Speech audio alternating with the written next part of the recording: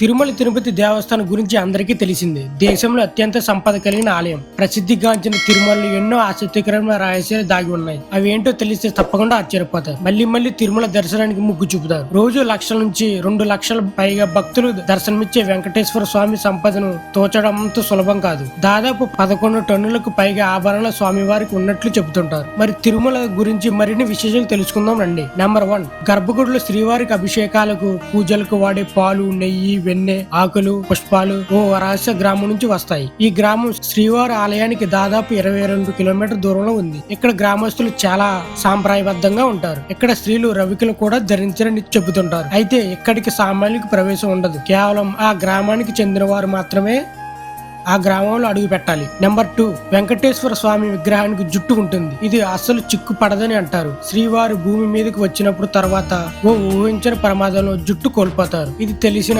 నీలాదేవి అనే గాంధర్వ రాకుమారి తన శిరోజాల నుంచి కొంత భాగం ఆయనకు ఇస్తుంది. ఇందుకు ఆయన అంగీకరించి జుట్టు కోల్పోయిన ప్రాంతంలో అతికిస్తారు. అప్పటి నుంచి తిరుమల దర్శనానికి వెళ్లే భక్తులు స్వామివారికి తలనీలాలు సమర్పించడం ఒక ఆనవాయితీగా వస్తుంది. నెంబర్ 3, బాలుడు రూపంలో ఉన్న స్వామివారిని గుణపంతో అనంతాల్ వారు గుణపంతో కొడతాడు. దీంతో స్వామివారి గడ్డంపై గాయమే రక్తం వస్తుంది. ఇప్పటి నుంచి స్వామివారి గడ్డానికి గంధం పోయడం సాంప్రదాయంగా వస్తుంది. ఆ గుణపం గుడి ముందు మహాద్వారానికి గుడి వైపున ఉంటుంది. నెంబర్ 4, స్వామివారు గర్భగుడి మధ్యలో ఉన్నట్లు కనిపిస్తారు. అయితే ఆయన గర్భగుడి కుడి వైపున ఉంటారు. నెంబర్ 5, స్వామివారి విగ్రహం వెనుక వైపున సముద్ర ఓరు వినిపిస్తుంది. స్వామి వీపు వైపున చెవి పెడితే ఆ ఓరు స్పష్టంగా వినిపిస్తుంది.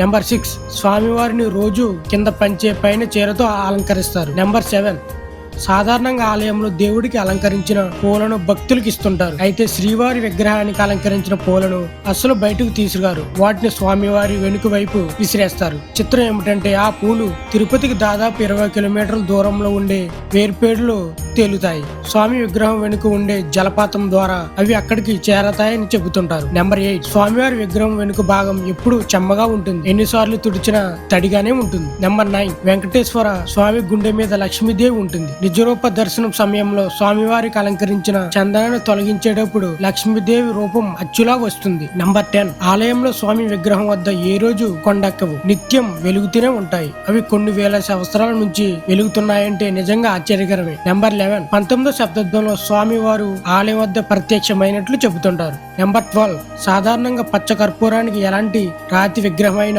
బీటలు వారుతుంది. అయితే శ్రీవారికి నిత్య కర్పూరం రాస్తున్న చెక్కు చెదరకపోవడం విశేషం.